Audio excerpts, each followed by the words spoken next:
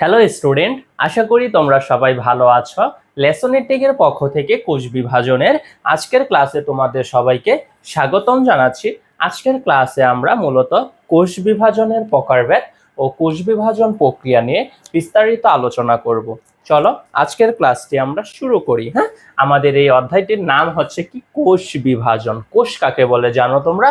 কোষ হচ্ছে জীবদেহের গঠন ও কাজের একক, তাই না?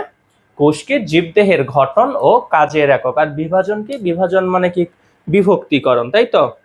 একটা কোষ থেকে দুইটা কোষ হবে বা একটা কোষ থেকে চারটা কোষ হবে, তাই তো? কোষ বিভাজন কত প্রকার আমরা জানি না? 3 প্রকার, যেমন অ্যামাইটোসিস, মাইটোসিস, মিওসিস। আজকে আমরা এগুলো নিয়ে আলোচনা করব মূলত। ঠিক আছে, চলো আজকের ক্লাসটি আমরা শুরু করি। কোষ বিভাজন কাকে বলে? কোষ তো বুঝো, জীবদেহের গঠন ও কাজের একক। তাহলে কোষ বিভাজন কাকে বলে বলো? যে প্রক্রিয়ায় জীবকোষের বিভক্তির মাধ্যমে একটি থেকে দুটি বা একটি থেকে চারটি কোষের সৃষ্টি হয়, তখন তাকে আমরা বলবো কোষ বিভাজন। কোষ বিভাজন কিন্তু 3 প্রকার, অ্যামাইটোসিস, মাইটোসিস, মিওসিস। এই 3 প্রকার হচ্ছে কোষ বিভাজন, তাই না? ওকে, অ্যামাইটোসিস আর মাইটোসিসে কি হয়? একটা থেকে একটা মাতৃকোষ থেকে দুইটা অপত্য কোষের সৃষ্টি হয়। আর মিওসিসে কি হয়? একটা মাতৃকোষ থেকে চারটা অপত্য কোষের সৃষ্টি হয়। তাই আমরা বলবো কি, যে কোষ বিভাজন প্রক্রিয়ায় একটি থেকে দুটি বা একটি থেকে চারটি অপত্য কোষের সৃষ্টি হয় তাকে কোষ বিভাজন বলা হয়। ঠিক আছে, আসলে লিখি, সংজ্ঞাটা লিখে ফেলি। যে প্রক্রিয়ায় জীবকোষের বিভক্তির মাধ্যমে, যে প্রক্রিয়ায় জীবকোষের বিভক্তির মাধ্যমে, যে প্রক্রিয়ায়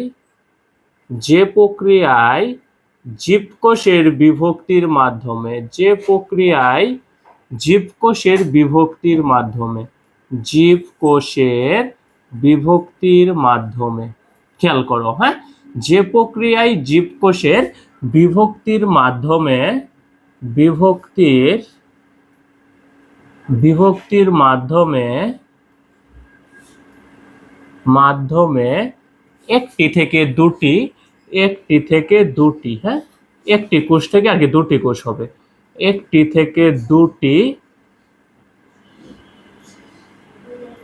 থেকে দুটি বা চারটি কোষের সৃষ্টি হয়। দুইটা কোষও হতে পারে, একটা থেকে দুইটা কোষও হতে পারে। এই যে একটা কোষ, এই একটা কোষ থেকে দুইটা কোষও হতে পারে, ঠিক আছে? আবার এই একটা কোষ থেকে চারটা কোষও হতে পারে। ঠিক আছে ভাই? এই যেটা হচ্ছে আমাদের মাদার সেল। এগুলো পরে আলোচনা করবো। যে নতুন চারটা হলো এগুলোকে বলবো আমরা কি? ডটার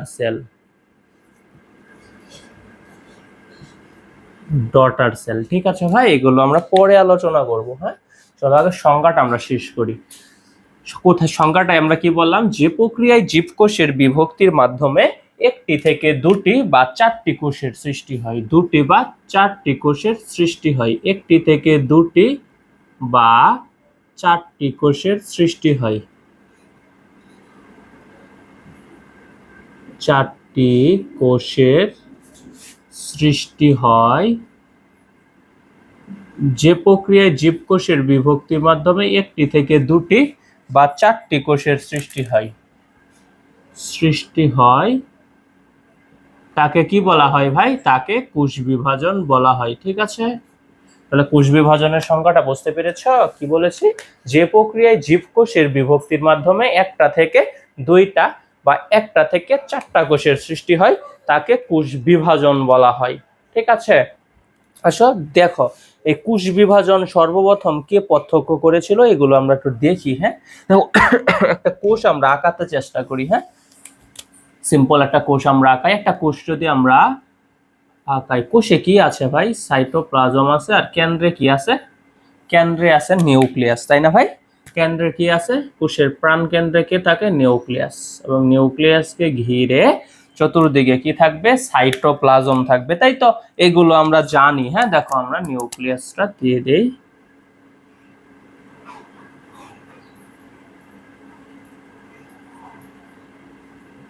ঠিক আছে, আমরা নিউক্লিয়াস দিয়ে দিয়েছি। নিউক্লিয়াসের চতুর্দিকে কি থাকবে? আর কি থাকবে? থাকবে হচ্ছে সাইটোপ্লাজম, তাই তো? এই সাইটোপ্লাজমে কে থাকবে ভাই? সাইটোপ্লাজমে থাকবে বিভিন্ন সাইটোপ্লাজমিক অঙ্গাণু। ঠিক আছে, যেমন mitochondria, endoplasmic reticulum, Golgi body, lysosome, ribosome, আরো অসংখ্য। হ্যাঁ, উদ্ভিদ কোষে ক্লোরোপ্লাস্ট। ঠিক আছে, দেখো এই সাইটোপ্লাজম আমরা দিয়ে দিলাম। ঠিক আছে, আমরা একটা কোষকে আঁকালাম। কোষকে আঁকানোর পর কি দিলাম, কোষের প্রাণকেন্দ্রে দিলাম আমরা কোষের সেন্টারে কি দিলাম, নিউক্লিয়াস, যেটাকে বলা হয় কোষের প্রাণকেন্দ্র। ঠিক আছে, এবং চতুর্দিকে কি আছে, সাইটোপ্লাজম আছে। নিউক্লিয়াসের চতুর্দিকে সাইটোপ্লাজম আছে, তাই তো। এই নিউক্লিয়াসটা কিন্তু সাইটোপ্লাজমিক অঙ্গাণু নয়, এটা আলাদা। হ্যাঁ, এটা কোষের প্রাণ, এটা মিডুলে থাকবে। ঠিক আছে, এটার বাহিরে কি সাইটোপ্লাজমে বিভিন্ন সাইটোপ্লাজমিক অঙ্গাণু থাকবে। ঠিক আছে, দেখো আমরা এই কোষটাকে কেটে ফেলবো। হ্যাঁ, আমরা কেটে ফেলি। আমরা যদি কোষটাকে কেটে ফেলি তাহলে কোষের কি নিউক্লিয়াস এবং সাইটোপ্লাজম দুইটাই কাটা হয়ে যাবে, তাই না? দেখো কোষটাকে আমরা মাঝ বরাবর সাপোজ কেটে দিলাম, এই কেটে দিস। বলো, কোষকে যখন মাঝ বরাবর কেটে দিয়েছি তখন নিউক্লিয়াস আর সাইটোপ্লাজম আলাদা হয়ে গেল না? আলাদা হয়ে গেল। ঠিক আছে, নিউক্লিয়াসের বিভাজন হয়ে গেল এবং সাইটোপ্লাজমেরও বিভাজন হয়ে গেল। ঠিক আছে, এই নিউক্লিয়াসের বিভাজনকে বলা হয় কেরিওকাইনেসিস, যেটা সর্বপ্রথম প্রত্যক্ষ করেছিল বিজ্ঞানী স্লাইখার। ওকে, এবং সাইটোপ্লাজমের বিভাজনকে বলা হয় সাইটোকাইনেসিস। ঠিক আছে, এই কথাগুলো মনে রাখতে হবে। হ্যাঁ, এবং এই সম্পূর্ণ কোষটা প্রত্যক্ষ করেছেন, বিভাজনটা প্রত্যক্ষ করেছেন কি বিজ্ঞানী ওয়াল্টার ফ্লেমিং টাইটুরাস মেকুলোসা সামুদ্রিক স্যালামান্ডারে। ঠিক আছে ভাই, দেখো আমি লিখে দেই কথাগুলো। হ্যাঁ, এই কোষটাকে যখন আমরা কেটে ফেলেছি মাঝ বরাবর, তখন কি হয়েছে, কোষের নিউক্লিয়াস এবং সাইটোপ্লাজম আলাদা হয়ে গিয়েছে, তাই না ভাই? দেখো আমি এগুলো লিখে দেই। এটা হচ্ছে কি কোষের, এটা হচ্ছে কোষের নিউক্লিয়াস, তাই না? কোষের নিউক্লিয়াস, বা এটাকে কি বলা হয়, কোষের প্রাণকেন্দ্র বলা হয় বা কেন্দ্রিকা বলা হয়, নিউক্লিয়াস। ঠিক আছে, আর এটা কি ভাই, এটা হচ্ছে সাইটোপ্লাজম। সাইটোপ্লাজম।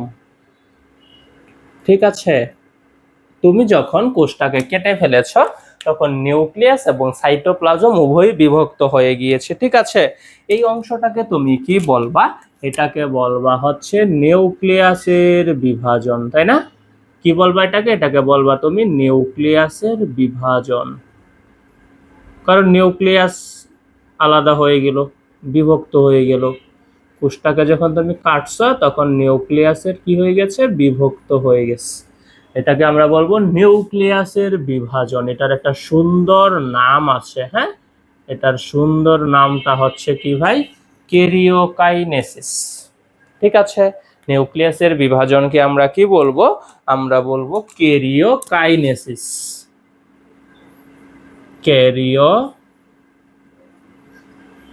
কেরিওকাইনেসিস।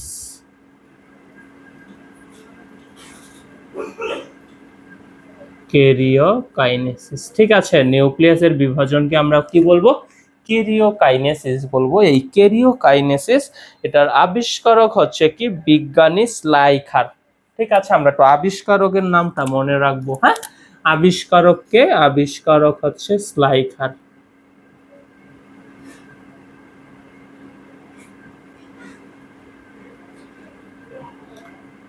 আবিষ্কারক কে ভাই, স্লাইখার।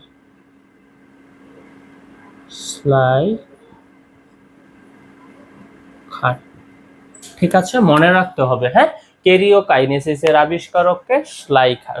এই কেরিওকাইনেসিস কাকে বলে, নিউক্লিয়াসের বিভাজনকে কেরিওকাইনেসিস বলা হয়। সংজ্ঞাটা কিন্তু খুব ইম্পর্টেন্ট, এমসিকিউ আসে। হ্যাঁ, ওকে, দেখো এবার এটাকে সাইটোপ্লাজমেরও তো বিভাজন হয়ে গিয়েছে। কোষকে যখন আমরা কেটেছি তখন নিউক্লিয়াসের বিভাজন হয়েছে এবং সাইটোপ্লাজমের বিভাজন হয়েছে, তাই না?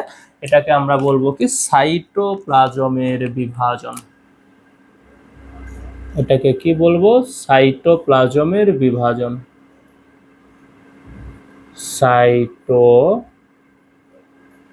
সাইটোপ্লাজমের বিভাজন। এই সাইটোপ্লাজমের বিভাজনের একটা সুন্দর নাম আছে, সেটা হচ্ছে সাইটোকাইনেসিস।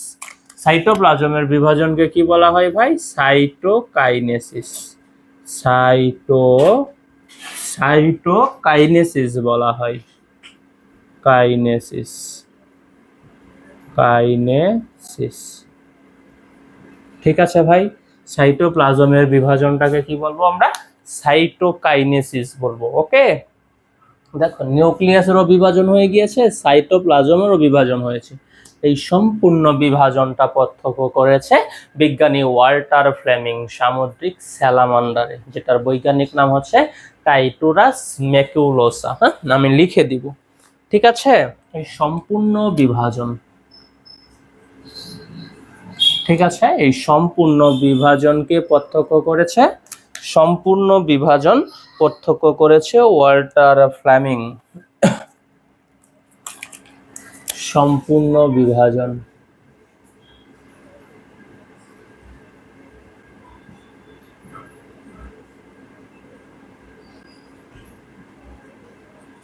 ঠিক আছে, সম্পূর্ণ বিভাজনকে দেখেছে ওয়াল্টার ফ্লেমিং।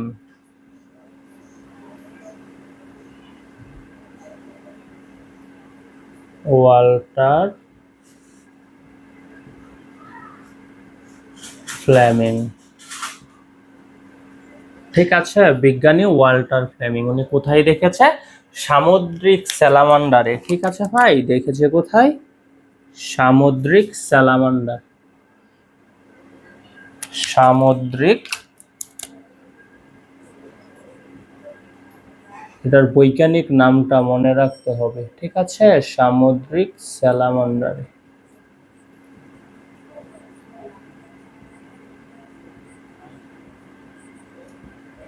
ঠিক আছে ভাই, এই সামুদ্রিক স্যালামান্ডারে দেখেছে, যেটার বৈজ্ঞানিক নাম কি? টাইটুরাস ম্যাকুলোসা।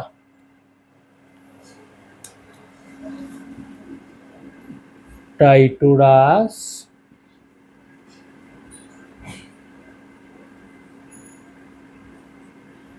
ম্যাকুলোসা। ঠিক আছে, বৈজ্ঞানিক নামে কি করতে হয়? ঘন এবং প্রজাতির নিচে আলাদা আলাদা আন্ডারলাইন করতে হয়। ঠিক আছে, তাহলে আমরা কি পড়লাম? এখানে একটা কোষকে আমরা কেটে ফেলেছি, কোষকে কেটে ফেললে কোষের নিউক্লিয়াসের এবং সাইটোপ্লাজম উভয়েরই বিভাজন হয়, তাই তো? এই নিউক্লিয়াসের বিভাজনকে আমরা বলবো কেরিওকাইনেসিস এবং সাইটোপ্লাজমের বিভাজনকে আমরা বলবো সাইটোকাইনেসিস। ঠিক আছে, কেরিওকাইনেসিসকে প্রত্যক্ষ করেছিল বিজ্ঞানী শ্লাইখার, আর এই সম্পূর্ণ কোষ বিভাজনটাকে কে প্রত্যক্ষ করেছে? ওয়াল্টার ফ্লেমিং টাইটুরাস ম্যাকুলোসাতে। ঠিক আছে, আশা করি বুঝতে পেরেছ। আমরা এবার কোষ বিভাজন প্রক্রিয়াতে চলে যাব। হ্যাঁ, কোষ বিভাজনের প্রকারভেদ দেখব। কোষ বিভাজন কত প্রকার বলো তো? 3 প্রকার, এগুলো আমরা জানি। হ্যাঁ, তোমরা আমার চেয়েও ভালো জানো, ছোট ক্লাসে পড়ে আসছো, তাই না? ওকে, খেয়াল করিও। অ্যামাইটোসিস বা প্রত্যক্ষ কোষ বিভাজন, এটা মুছে দিলাম। দেখো কোষ বিভাজন কত প্রকার ভাই? কোষ বিভাজন হচ্ছে 3 প্রকার। কোষ বিভাজন 3 প্রকার। অ্যামাইটোসিস, মাইটোসিস ও মিওসিস।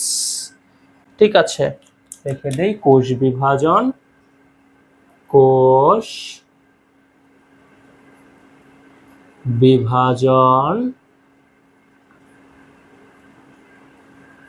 কোষ বিভাজন 3 প্রকার।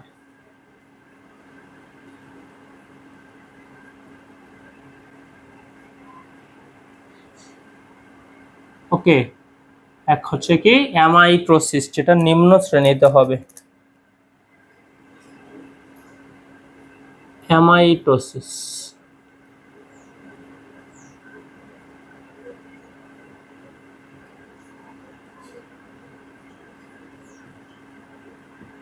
এই অ্যামাইটোসিস কোষ বিভাজন কাকে বলে জানো?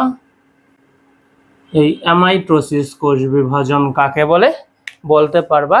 যে কোষ বিভাজন প্রক্রিয়ায় একটি মাতৃকোষের নিউক্লিয়াস ও সাইটোপ্লাজম কোনো জটিল মাধ্যমিক পর্যায় ছাড়াই সরাসরি দুটি অপত্য কোষে পরিণত হয়। কি বলেছে? যে কোষ বিভাজন প্রক্রিয়ায় একটি মাতৃকোষের নিউক্লিয়াস ও সাইটোপ্লাজম কোনো জটিল মাধ্যমিক পর্যায় ছাড়াই সরাসরি বিভক্ত হয়ে দুটি অপত্য কোষের সৃষ্টি করবে, তাকে আমরা বলবো অ্যামাইটোসিস কোষ বিভাজন। একটা কথা বলেছে কিন্তু, একটি কোন জটিল মাধ্যমিক পর্যায় ছাড়াই সরাসরি বিভক্ত হয়ে যাবে, ঠিক আছে, এটাকে প্রত্যক্ষ কোষ বিভাজনও বলা হয়। ঠিক আছে, ওকে। দেখো তাহলে আমরা কি লিখবো, সংজ্ঞাটা আমরা লিখে ফেলি। একটি মাতৃকোষের নিউক্লিয়াস ও সাইটোপ্লাজম জটিল মাধ্যমিক পর্যায় ছাড়াই সরাসরি বিভক্ত হয়ে যাবে, তাই তো। একটি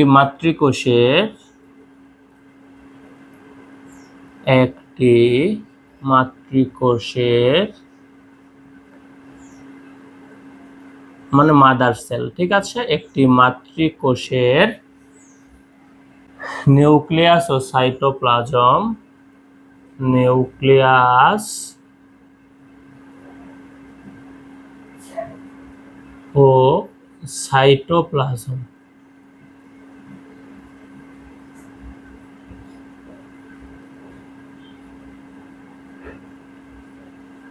একটি মাতৃকোষের নিউক্লিয়াস ও সাইটোপ্লাজম কোনো জটিল মাধ্যমিক পর্যায়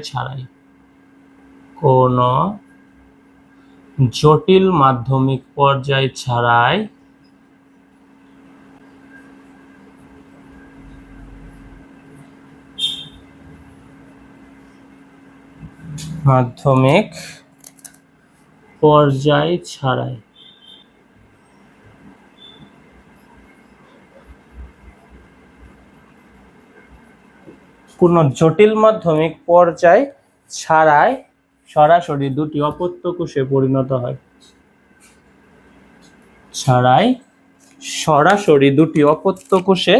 পরিণত হয়, সরাসরি বিভক্ত হয়ে দুটি অপত্য কোষের সৃষ্টি করে,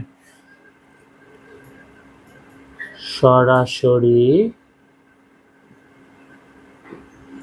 বিভক্ত হয়ে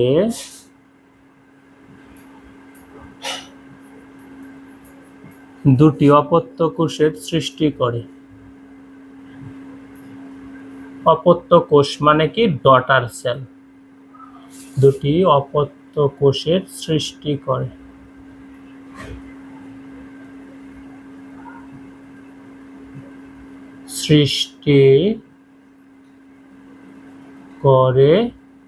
তাকে অ্যামাইটোসিস কোষ বিভাজন বা প্রত্যক্ষ কোষ বিভাজন বলা হয়।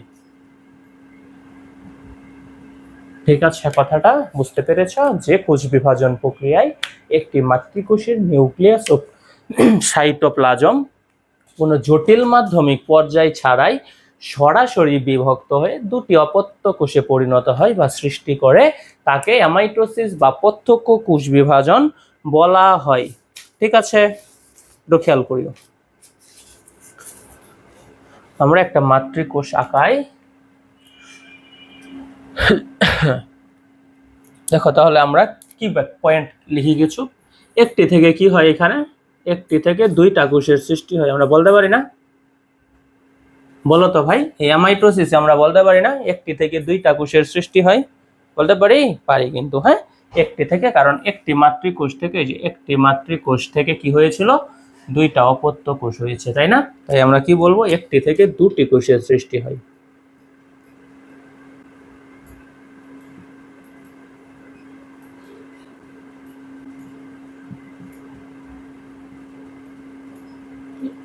কোষ বিভাজনের সময় নিউক্লিয়াসটা আকারে না লম্বায় বৃদ্ধি পায়, বুঝছো, এবং কোষের মাঝে কি হয়, খাঁজের সৃষ্টি হয়। আমি চিত্রতে দেখাই দিব। দেখো, একটি থেকে দুটি কোষের সৃষ্টি হয়,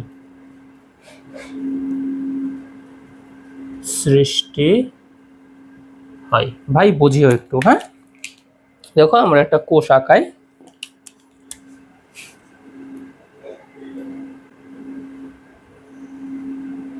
এই যে একটা কোষ আঁকাইছি, ঠিক আছে, কোষের কি থাকবে, নিউক্লিয়াস থাকবে। এই যে এটা মনে করো কোষের নিউক্লিয়াসটা, ঠিক আছে, এটা হচ্ছে সাইটোপ্লাজম, এটা আমাদের দরকার নেই, দিয়ে দিই সাইটোপ্লাজম।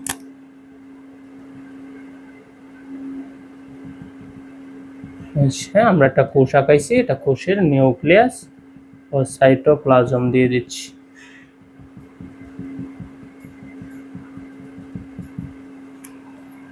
ঠিক আছে, একটু খেয়াল করিয়ে দেখিও। হ্যাঁ, এটা কি? এটা হচ্ছে সাইটোপ্লাজম। সাইটোপ্লাজম। এবং এটা কি? এটা হচ্ছে নিউক্লিয়াস। নিউক্লিয়াস বুঝিও। প্রথমে কি হবে ভাই, জটিলতা ছাড়াই সরাসরি মাতৃকোষের বিভাজন ঘটবে। এক্ষেত্রে নিউক্লিয়াসটি প্রত্যক্ষভাবে সরাসরি দু অংশে ভাগ হয়ে যাবে। নিউক্লিয়াসটি প্রথমে লম্বা হয় ও মাঝখানে ভাগ হয়ে দুটি নিউক্লিয়াসে পরিণত হয়। একটু খেয়াল করিও। ঠিক আছে, এই যে একটা থেকে কোষ থেকে কি হবে? দুইটা কোষ। এটা কি? মাদার সেল বা মাতৃকোষ। মাতৃকোষ। ঠিক আছে, এটা বিভাজিত হয়ে দুটি অপত্য কোষ তৈরি করবে। হ্যাঁ, প্রথম ধাপে কি হবে? একটু খাঁজের মতো সৃষ্টি হবে।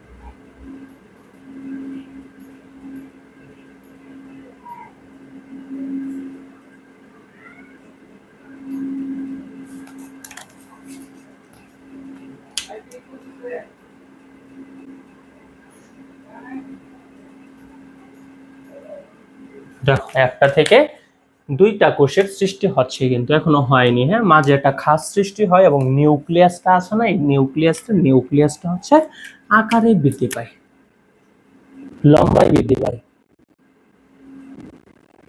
এই যে এই নিউক্লিয়াসটা লম্বায় বৃদ্ধি পায়। ঠিক আছে, এই নিউক্লিয়াসটা কি হয়েছে ভাই? নিউক্লিয়াসটা লম্বায় বৃদ্ধি পাইছে। চিত্র পরীক্ষায় আসবে না, হ্যাঁ, বোঝানোর জন্য। দেখো, প্রথমে কি হয়েছে?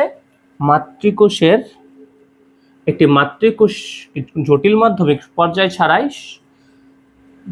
নিউক্লিয়াস ও সাইটোপ্লাজমের বিভাজন ঘটে দুটি অপত্য কোষের সৃষ্টি করবে। এটাই তো অ্যামাইটোসিস, কোষ বিভাজন, তাই না? প্রথমে কি হবে? দেখো, কোষটা বিভাজন হচ্ছে। ঠিক আছে, প্রথম ধাপে কি হবে? নিউক্লিয়াসটা কি হবে? লম্বায় বৃদ্ধি পাবে। ঠিক আছে, দেখো একটা থেকে এখানে প্রায় দুইটা কোষ হচ্ছে। যে এই খাঁজ যখন দুইটা মিলে যাবে তখনই কোষ দুইটা আলাদা হয়ে যাবে। ঠিক আছে, তোমাকে এই কথাটাই বলেছে। নিউক্লিয়াসটি প্রত্যক্ষভাবে সরাসরি দু অংশে ভাগ হয় এবং প্রথমে লম্বা হয় ও মাঝখানে ভাগ হয়ে দুটি নিউক্লিয়াসে পরিণত হয়। ঠিক আছে, পরে কোষটির মধ্যভাগে একটি চক্রাকার গর্ত ভিতরের দিকে ঢুকে গিয়ে কোষটিকে দুভাবে ভাগ করবে। এই যে ভিতর মাঝের যে খাঁজটা আছে, এই খাঁজটা যখন দুইটা ভাবে মিলিত হয়ে যাবে তখন কোষ দুইটা আলাদা হয়ে যাবে। তখন এই কোষের এই নিউক্লিয়াস, এই কোষের জন্য এই নিউক্লিয়াসটা। ঠিক আছে ভাই, বুঝতে পেরেছ? আমি আবারও বলি প্রথম থেকে। হ্যাঁ, তাহলে এটা আমি আগে আঁকিয়ে ফেলি। এটাকে কি বলবো আমরা? এটাকে বলবো হচ্ছে খাঁজ। এই যে এই অংশটাকে বলবো আমরা, এই অংশটাকে খাঁজ বলবো।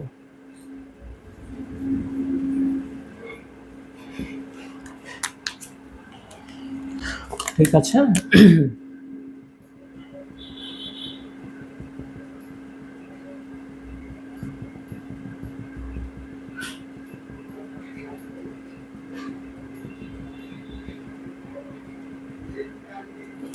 খেয়াল করো ভাই। হ্যাঁ, কি হবে? এই দেখো, এই কোষটাই খাঁজটা যখন দুইটা যেভাবে মিলিত হয়ে যাবে তখন কোষ দুইটা আলাদা হয়ে যাবে। ঠিক আছে, তখন কোষ দুইটা আলাদা হয়ে যাবে। খাঁজ যখন মিলিত হবে তখন কোষ দুইটা ভাই আলাদা হয়ে যাবে।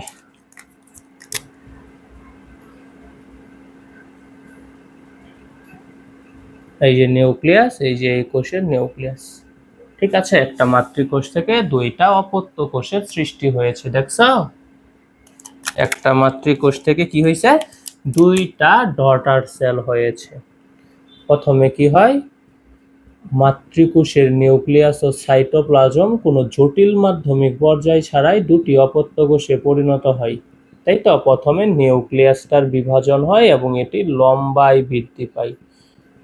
ঠিক আছে, পরে কি হয়, খাঁজ মাঝে খাঁজ সৃষ্টি হয় এবং খাঁজ যদি একত্রিত হয়ে যায় পরবর্তী ধাপে, তখন কোষ দুইটা আলাদা হয়ে যাবে। ঠিক আছে, এটাকে আমরা কি বলবো, এটাকেই আমরা বলবো অপত্য কোষ।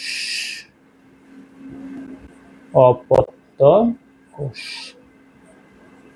ঠিক আছে ভাই, একটি মাতৃকোষ থেকে দুইটা অপত্য কোষের সৃষ্টি হয়, মাঝে একটা খাঁজ সৃষ্টি হয়। এই ধাপে কি হয়, নিউক্লিয়াস জটিল মাধ্যমিক পর্যায় ছাড়াই সরাসরি বিভক্ত হয়ে যায়। ঠিক আছে, নিউক্লিয়াসটি প্রথমে লম্বায় বৃদ্ধি পায়, দৈর্ঘ্যে বৃদ্ধি পায়, এই কথাটাই তোমাকে বলেছে। ঠিক আছে, নিউক্লিয়াস সরাসরি বা কোষটি সরাসরি বিভক্ত হয়, তাই একে প্রত্যক্ষ কোষ বিভাজন বলা হয়। ওকে, পরে বলবো কি, সরাসরি বিভক্ত হয় তাই একে প্রত্যক্ষ কোষ বিভাজন বলা হয়। সরাসরি, জটিল মাধ্যমিক পর্যায় ছাড়াই কি হয়, কোষটি সরাসরি বিভক্ত হয়। সরাসরি বিভক্ত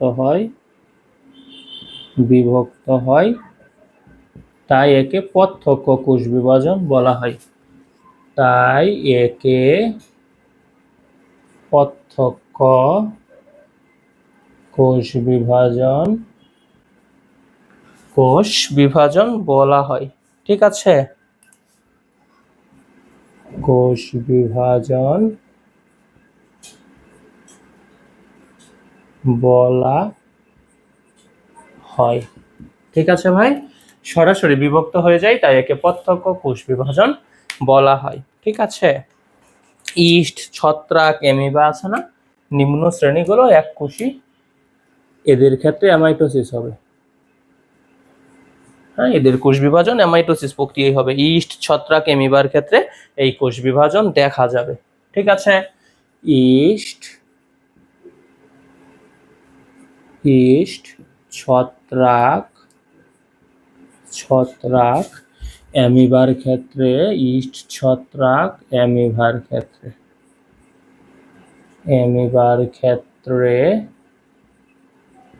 এই কোষ বিভাজন দেখা যায়। কোষ বিভাজনকে দেখা যায়। বুঝতে পেরেছ? ইস্ট, ছত্রাক, অ্যামিবার ক্ষেত্রে এই কোষ বিভাজনটা দেখা যাবে। ঠিক আছে, এবং ব্যাকটেরিয়ার দ্বিবিভাজন অ্যামাইটোসিস প্রক্রিয়ায় হবে। ঠিক আছে, বাইনারি ফিশন, একটা ব্যাকটেরিয়া থেকে দুইটা ব্যাকটেরিয়ার সৃষ্টি হবে, এটাকে বলা হয় ব্যাকটেরিয়ার দ্বিবিভাজন বা বাইনারি ফিশন। এই বাইনারি ফিশনও অ্যামাইটোসিস প্রক্রিয়ায় হয়, এটা খুব ভালোভাবে মনে রাখতে হবে, এমসিকিউ বেশি আসে। ব্যাকটেরিয়ার দ্বিবিভাজন অ্যামাইটোসিস প্রক্রিয়ায় হয়। ব্যাকটেরিয়ার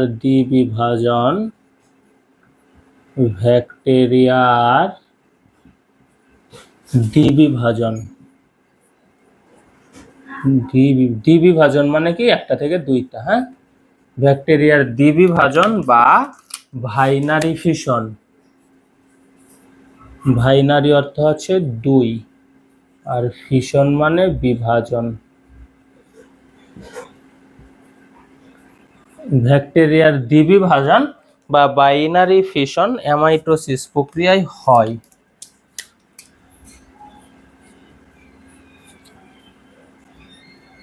অ্যামাইটোসিস প্রক্রিয়ায় হয়। এটা এমসিকিউ এর জন্য খুব ইম্পর্টেন্ট, মনে রাখতে হবে। হ্যাঁ, এই যেটা 4 নম্বর, ব্যাকটেরিয়ার দ্বিবিভাজন বা বাইনারি ফিশন অ্যামাইটোসিস প্রক্রিয়ায় হয়। তাহলে আমরা অ্যামাইটোসিস কোষ বিভাজন সম্পর্কে জেনে নিলাম, তাই না? অ্যামাইটোসিস কোষ বিভাজনটা কি ভাই? সেই কোষ বিভাজন একটি মাতৃকোষ জটিল মাধ্যমিক পর্যায় ছাড়াই, মাতৃকোষের নিউক্লিয়াস ও সাইটোপ্লাজম কোনো জটিল মাধ্যমিক পর্যায় ছাড়াই সরাসরি বিভক্ত হয়ে দুটি অপত্য কোষে পরিণত হয়। ঠিক আছে, সরাসরি বিভক্ত হয় যেহেতু, তাই একে প্রত্যক্ষ কোষ বিভাজন বলা হয়। ঠিক আছে, নিম্ন শ্রেণীর ক্ষেত্রে এই অ্যামাইটোসিস প্রক্রিয়াটা হবে ইস্ট, ছত্রাক, অ্যামিবা। তাছাড়া ব্যাকটেরিয়ার দ্বিবিভাজন বাইনারি ফিশনও অ্যামাইটোসিস প্রক্রিয়ায় হয়। তাহলে আমরা অ্যামাইটোসিস কোষ বিভাজনটা জেনে নিলাম। হ্যাঁ, আমরা এবার মাইটোসিসে চলে যাব। মুছে দিলাম। মাইটোসিস কোষ বিভাজন।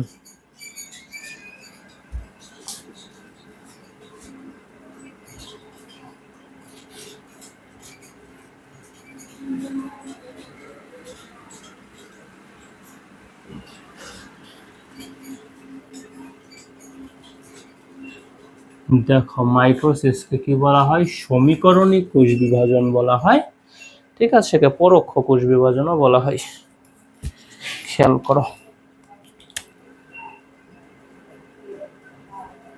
মাইটোসিস। মাইটোসিস কোষ বিভাজন কাকে বলে? যে কোষ বিভাজন প্রক্রিয়ায় একটি মাতৃকোষ বিভাজিত হয়ে দুটি অপত্য কোষে পরিণত হয়। ঠিক আছে, এবং মাতৃকোষ ও অপত্য কোষের ক্রোমোজোম সংখ্যা সমান থাকে, তাকে বলা হয় মাইটোসিস কোষ বিভাজন।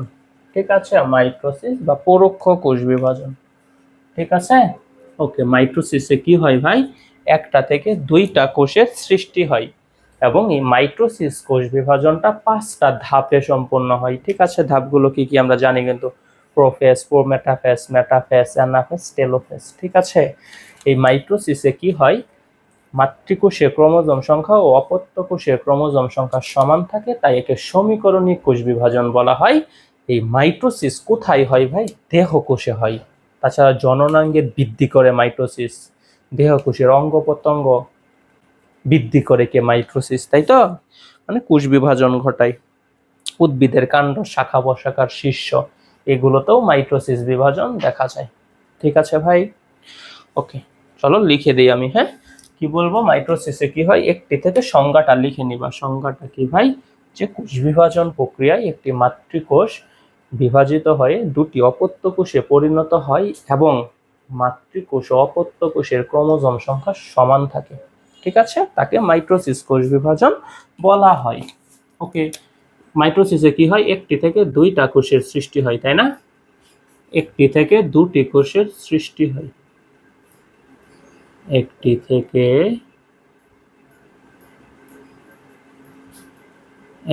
থেকে দুটি কোষের সৃষ্টি হয়। দুইটি কোষের সৃষ্টি হয়।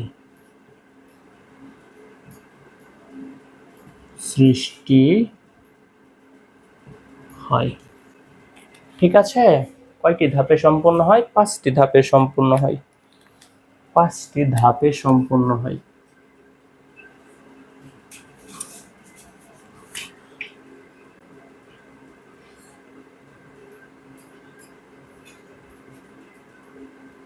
এই ধাপগুলো আমরা সামনে পড়বো, হ্যাঁ, বিস্তারিত। 5টি ধাপে সম্পন্ন হয়।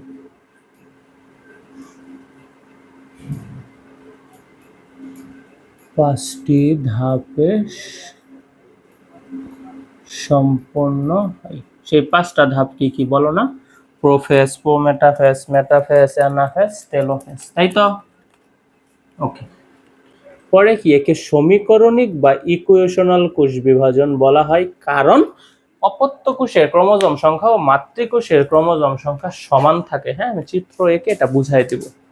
দেখো, একে সমীকরণিক বা ইকুয়েশনাল কোষ বিভাজন বলা হয়।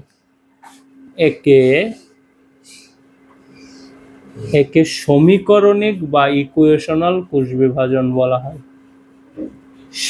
সমীকরণিক বা ইকুয়েশনাল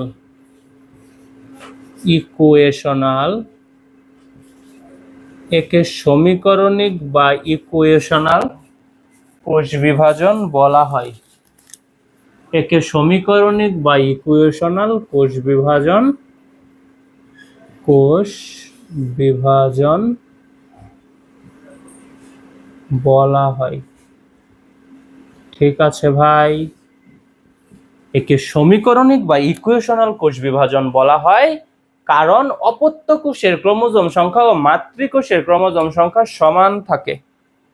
কারণ অপত্য কোষের ক্রোমোজোম সংখ্যা মাতৃকোষের ক্রোমোজোম সংখ্যা সমান থাকে। এটা কিন্তু খ নম্বর প্রশ্নে আসে যে মাইটোসিসকে কেন সমীকরণিক কোষ বিভাজন বলা হয়।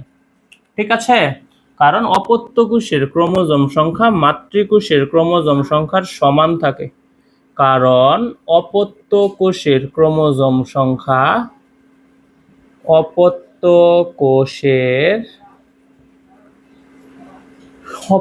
কোষের ক্রোমোজোম সংখ্যা মাতৃকোষের ক্রোমোজোম সংখ্যার সমান থাকে। অপত্য কোষের ক্রোমোজোম সংখ্যা অপত্য কোষের ক্রোমোজোম সংখ্যা মাতৃকোষের ক্রোমোজোম সংখ্যার সমান থাকে। মাতৃকোষের ক্রোমোজোম সংখ্যার সমান থাকে। ঠিক আছে, এই কোষ বিভাজন প্রক্রিয়ায় নিউক্লিয়াস ও ক্রোমোজোম উভয়ই একবার বিভাজিত হয়। অপত্য কোষের ক্রোমোজোম সংখ্যা মাতৃকোষের ক্রোমোজোম সংখ্যার সমান থাকে।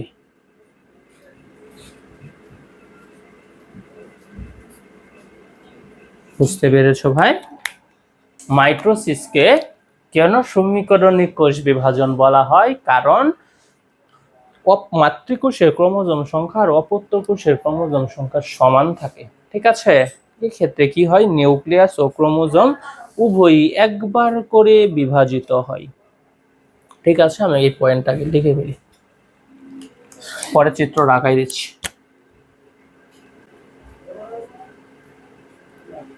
নিউক্লিয়াস ও ক্রোমোজোম উভয়ই একবার বিভাজিত হয়।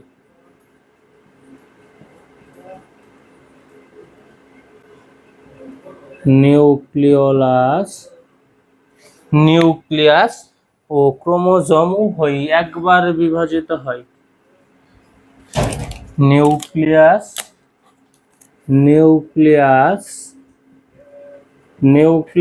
ও ক্রোমোজোম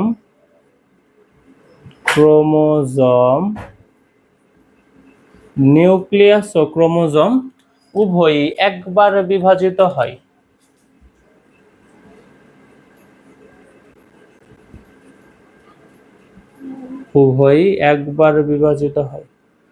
মনে রাখতে হবে, হ্যাঁ, এমসিকিউ আসবে। মাইটোসিসে নিউক্লিয়াস কয়বার বিভাজিত হয়? একবার। ক্রোমোজোম কয়বার বিভাজিত হয়? একবার।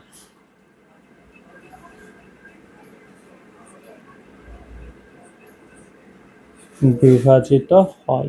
ঠিক আছে, একটু খেয়াল করো, আমরা একটা চিত্র আঁকাই ছোট মোটো।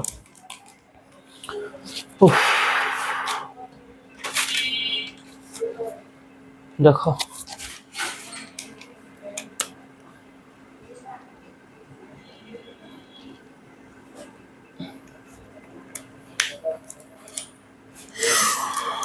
এটা হচ্ছে নিউক্লিয়াস। ঠিক আছে, নিউক্লিয়াসে কি থাকবে ভাই? নিউক্লিয়াসে ক্রোমোজোম থাকবে। এই যে আমরা ক্রোমোজোম দিতেছি।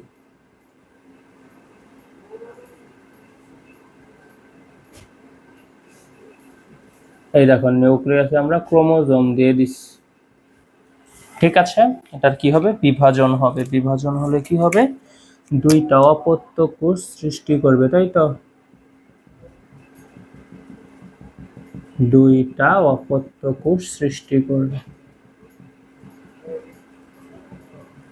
ঠিক আছে, খেয়াল করো, এটাকে যদি আমরা কেটে দেই, আচ্ছা দেখো, এটা থেকে কি হবে? দুইটা অপত্য কোষে সৃষ্টি হবে।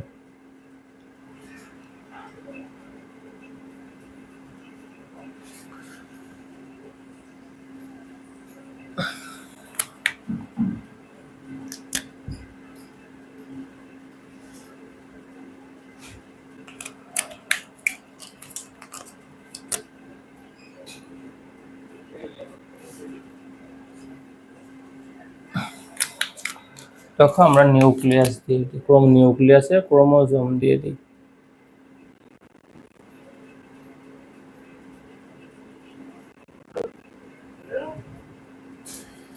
নিউক্লিয়াসে আমরা ক্রোমোজোম দিয়ে দিতেছি।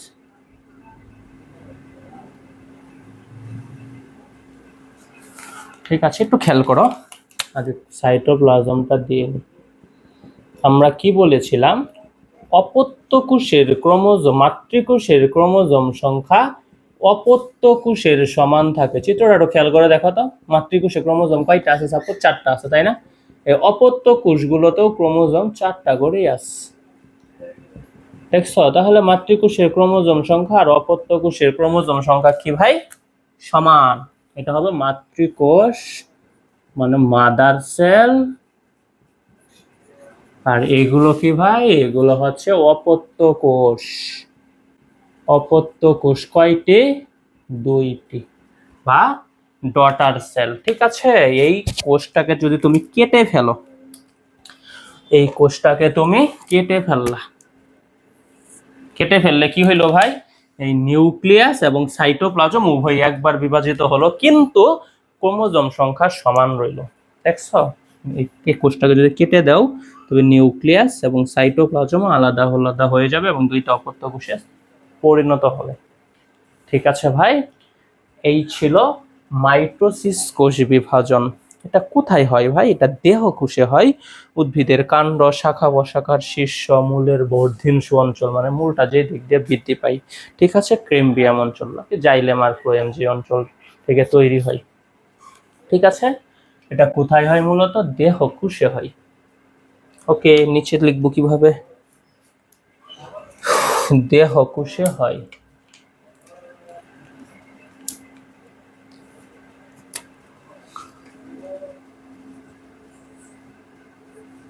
দেহ কোষে হবে। মাইটোসিস কোষ বিভাজন কোথায় হবে ভাই? দেহ কোষে হয়। যেমন উদ্ভিদের শাখা প্রশাখার শীর্ষ, মূলের বর্ধিষ্ণু অঞ্চল, উদ্ভিদের কাণ্ড,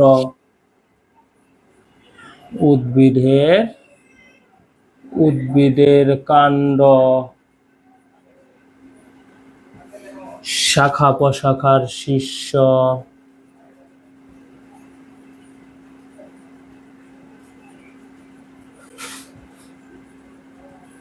উদ্ভিদের কাণ্ড, শাখা প্রশাখার শীর্ষ, মূলের বর্ধিষ্ণু অঞ্চল, মূলের বর্ধিষ্ণু অঞ্চল মানে যে দিক দিয়ে মূলটা বৃদ্ধি পায়, মূলের বর্ধিষ্ণু অঞ্চল, মূলের বর্ধিষ্ণু অঞ্চল। পরে কি ভাই? কেমব্রিয়াম অঞ্চল। ঠিক আছে, এই কেমব্রিয়াম অঞ্চল দিয়েই জাইলেম ফ্লোয়েম তৈরি হয়। কেমব্রিয়াম অঞ্চল। ঠিক আছে, মাইটোসিস কোথায় হবে? দেহ, এক কথায় বললে দেহ কোষে হবে। উদ্ভিদের কাণ্ড, শাখা প্রশাখার শীর্ষ, মূলের বর্ধিষ্ণু অঞ্চল, কেমব্রিয়াম অঞ্চলে হবে। ঠিক আছে, এই জনন কোষ তৈরি আছে না ভাই, সরি, জননাঙ্গের বৃদ্ধি এই মাইটোসিস প্রক্রিয়ায় হবে। জননাঙ্গের বৃদ্ধি ও ঘটন মাইটোসিস প্রক্রিয়ায় হয়। জীবদেহের সকল অঙ্গ প্রত্যঙ্গ মাইটোসিস প্রক্রিয়ায় হয়। ঠিক আছে, 6 নম্বর পয়েন্টটা উপরে লিখি। 6 নম্বর পয়েন্টটা উপরে লিখে দিই, বুঝিও। হ্যাঁ, কি বলেছি? জননাঙ্গের বৃদ্ধি ও জীবদেহের সকল অঙ্গ প্রত্যঙ্গ মাইটোসিস প্রক্রিয়ায় হয়, তাই তো?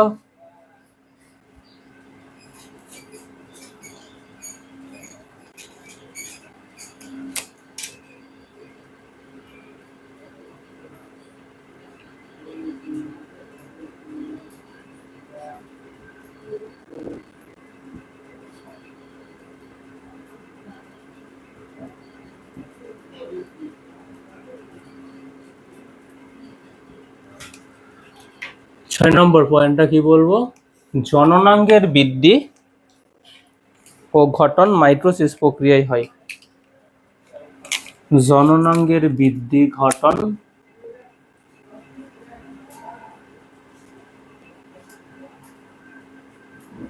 এই জনন কোষের সংখ্যা বৃদ্ধিও হয় মাইটোসিস প্রক্রিয়ায়। ঠিক আছে, জননাঙ্গের বৃদ্ধি ও ঘটন, জনন কোষের সংখ্যা বৃদ্ধি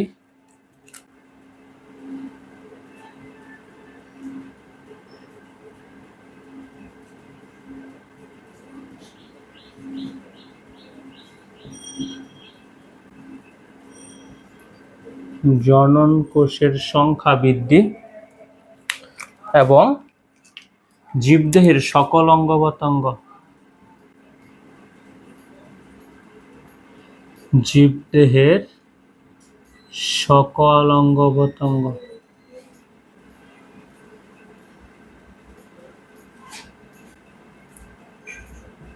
জীবদেহের সকল অঙ্গ প্রত্যঙ্গ মাইটোসিস প্রক্রিয়ায় হয়। মনে রাখতে হবে, হ্যাঁ, এমসিকিউ আসবে। মাইটোসিস কোথায় দেখা যাবে ভাই? দেহকোষে, উদ্ভিদের শাখা প্রশাখার শীর্ষ, কাণ্ড, মূলের বর্ধিষ্ণু অঞ্চল, ক্যাম্ব্রিয়াম অঞ্চল। তাছাড়া জননাঙ্গের বৃদ্ধি ও গঠন মাইটোসিস প্রক্রিয়ায় হবে। জনন কোষের সংখ্যা বৃদ্ধি মাইটোসিস প্রক্রিয়ায় হবে। জীবদেহের সকল অঙ্গ প্রত্যঙ্গ মাইটোসিস প্রক্রিয়ায় হবে। ঠিক আছে ভাই, এই ছিল মাইটোসিস কোষ বিভাজন। তাহলে আমরা মাইটোসিস কোষ বিভাজন থেকে কি পড়লাম? একটি থেকে যে কোষ বিভাজন প্রক্রিয়ায় একটি মাতৃকোষের নিউক্লিয়াস একটি মাতৃকোষ বিভাজিত হয়ে দুটি অপত্য কোষে পরিণত হয় এবং মাতৃকোষের ক্রোমোজোম সংখ্যা ও অপত্য কোষের ক্রোমোজোম সংখ্যা সমান থাকে, তাকে মাইটোসিস কোষ বিভাজন বলা হয়। তাই তো এই মাইটোসিস কোষ বিভাজন 5টি ধাপে হয়। একে সমীকরণিক বা ইকুয়েশনাল কোষ বিভাজন কেন বলা হয়? কারণ মাতৃকোষ ও অপত্য কোষের ক্রোমোজোম সংখ্যা সমান থাকে। ঠিক আছে, এই ক্ষেত্রে নিউক্লিয়াস ও ক্রোমোজোম উভয়ই একবার বিভাজিত হয়। ঠিক আছে, তাছাড়া এটি দেহকোষে হয়। ওকে, এগুলোই তো আমরা পড়লাম, তাই না? দেখো উদাহরণগুলো একটু ভালোভাবে মনে রাখতে হবে। আমরা এবার মিওসিস কোষ বিভাজনে চলে যাই। মিওসিস কোষ বিভাজন। মিওসিস কোষ বিভাজন বুঝিও।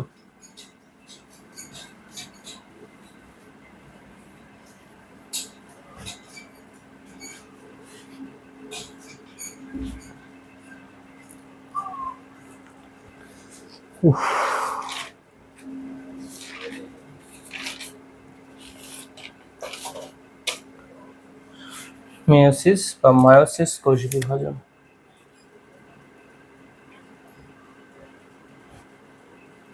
মিওসিস কোষ বিভাজন কাকে বলে জানো?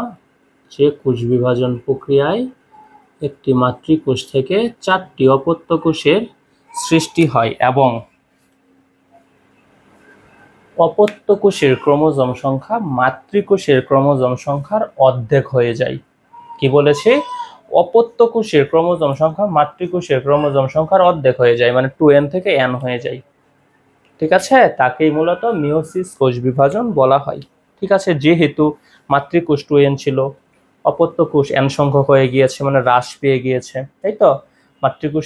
অপত্য কোষের ক্রোমোজোম সংখ্যা মাতৃকোষের অর্ধেক হয়ে গিয়েছে, তাই একে হ্রাসমূলক কোষ বিভাজন বলা হয়। ঠিক আছে, ওকে, আসো আমরা ব্যাখ্যাগুলো লিখে দিই। কি বলবা প্রথমে? একটি থেকে 4টি কোষের সৃষ্টি হয়, সংজ্ঞাটা লিখে নিবা। হ্যাঁ, প্রধানত 2টা ধাপে সম্পূর্ণ হবে। একটি থেকে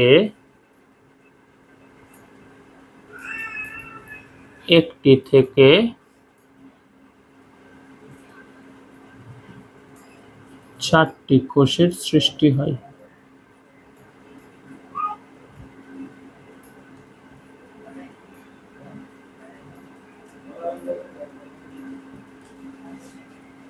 পরে কি হয়? প্রধানত 2টি ধাপে সম্পূর্ণ হয়, 2টি ধাপে বিভক্ত হয়। মাইটোসিস কয়টা ধাপে বিভক্ত হয়েছিল ভাই? 5টা ধাপে।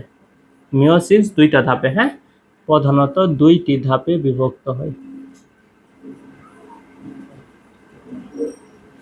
2টি ধাপে বিভক্ত হয়।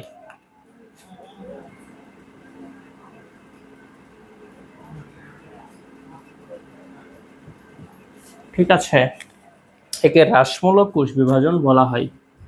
একে হ্রাসমূলক কোষ বিভাজন বলা হয়, বুঝি। এটাকে তুমি পয়েন্ট 2 দিতে পারো।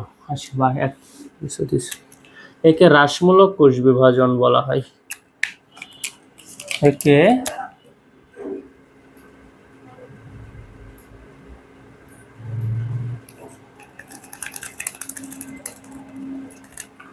একে হ্রাসমূলক কোষ বিভাজন বলা হয়।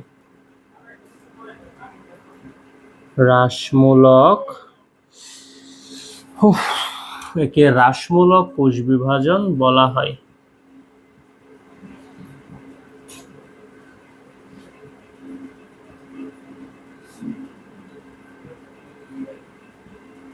কারণ অপত্য কোষের ক্রোমোজোম সংখ্যা মাতৃকোষের অর্ধেক হয়ে যায়। ঠিক আছে, অপত্য কোষের ক্রোমোজোম সংখ্যা মাতৃকোষের অর্ধেক হয়।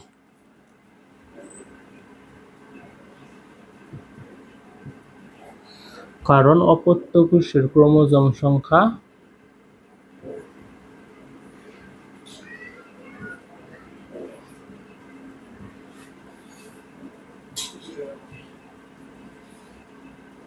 অপত্য কোষের ক্রোমোজোম সংখ্যা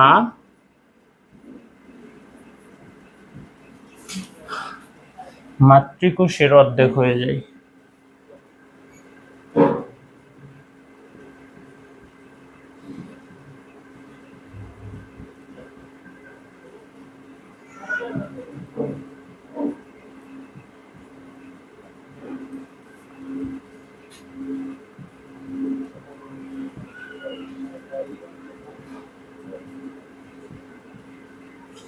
ঠিক আছে ভাই,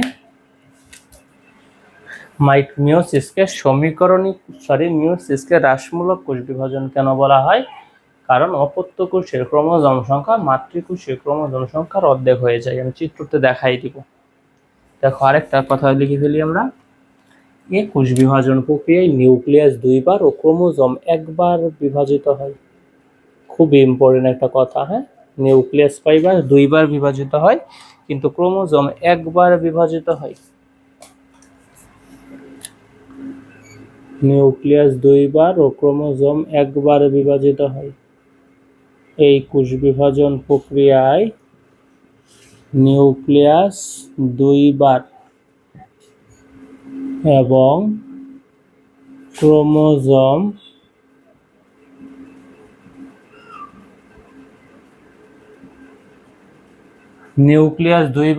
ক্রোমোজোম একবার বিভাজিত হয়।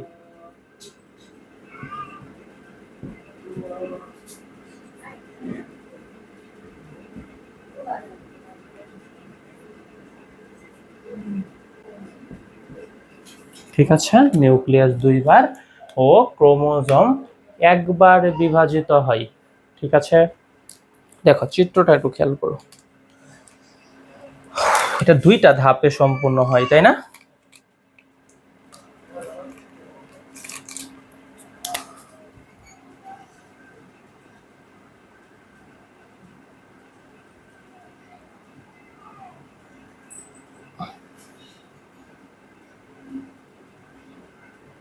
নিউক্লিয়াস দিয়ে দিয়েছে, ক্রোমোজোম দেই।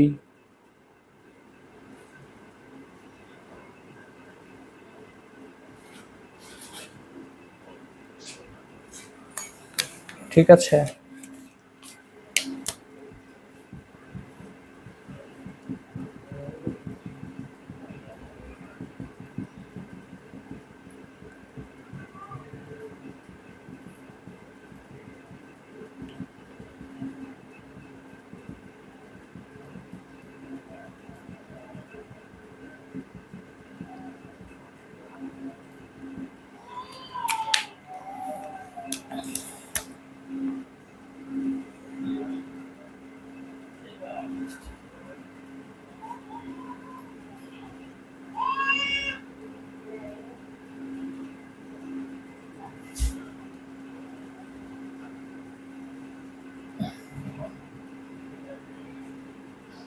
খেয়াল করো কি বলেছিলাম, নিউক্লিয়াস দুইবার ও ক্রোমোজোম একবার বিভাজিত হয়, তাই তো? এবং অপত্য কোষের ক্রোমোজোম সংখ্যা মাতৃকোষের অর্ধেক হয়ে যায়। এটা কি মাতৃকোষ, তাই না? মাতৃকোষ, এটা মাতৃকোষ, তাই না ভাই? আর এগুলো কি অপত্য কোষ। এটা প্রথম ধাপ। এটা কি ধাপ এক, ধাপ 1। ঠিক আছে, দেখো অপত্য কোষে ক্রোমোজোম কি হয়ে গেছে, মাতৃকোষের তুলনায় অর্ধেক হয়ে যাবে।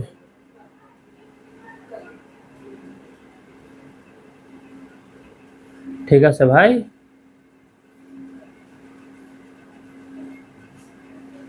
দেখো অপত্য কোষের ক্রোমোজোম সংখ্যা মাতৃকোষের ক্রোমোজোম সংখ্যা কি হয়েছে, অপত্য কোষে গিয়ে অর্ধেক হয়ে গেছে, তাই তো। এই যে অপত্য কোষের ক্রোমোজোম সংখ্যা মাতৃকোষের অর্ধেক, মাতৃকোষে সাপোজ 4টা ক্রোমোজোম ছিল, অপত্য কোষে 2টা হয়েছে, তাই না, অর্ধেক হয়ে গেছে। তাহলে তুমি কি বুঝলা, এক্ষেত্রে নিউক্লিয়াস ও ক্রোমোজোম উভয়ই একবার করে বিভাজিত হয়েছে, তাই না রে ভাই? যদি কাইটা দেয় এটারে, এই ক্ষেত্রে কি হয়েছে, এই এক ধাপ ওয়ানে কি হইলো, নিউক্লিয়াস ও ক্রোমোজোম একবার বিভাজিত হয়েছে, তাই তো। 1টা থেকে 2টা হয়েছে এবং ক্রোমোজোম 4টা থেকে 2টা হয়েছে, তাই না। ক্রোমোজোম বিভাজন হলো, নিউক্লিয়াস বিভাজন হলো একবার করে। ঠিক আছে, ধাপ 2 কি হয় একটু দেখো।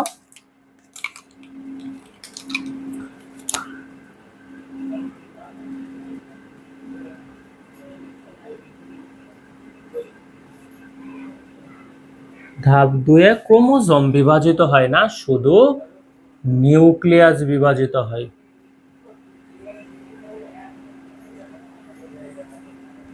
ঠিক আছে,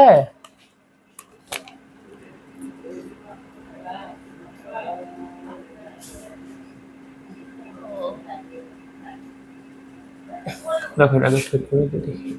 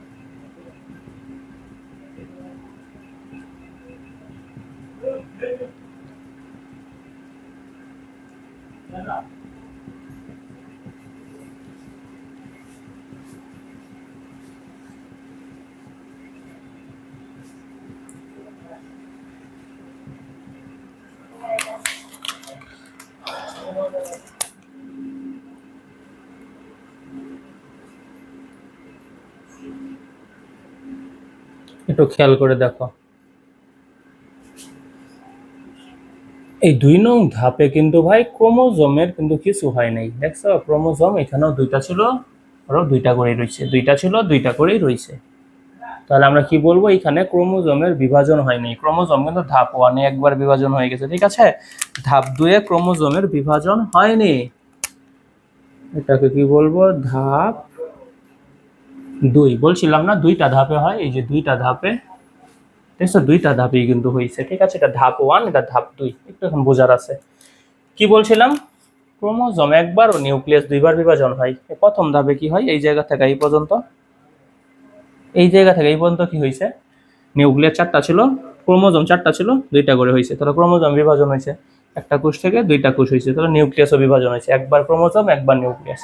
এবং ধাপ 2 আসো, ক্রোমোজোম কয়টা, 2টা, 2টা, 2টা, 2টা, তাহলে ক্রোমোজোমের বিভাজন হয়েছে না, শুধুমাত্র নিউক্লিয়াসের বিভাজন হয়েছে, তাই না।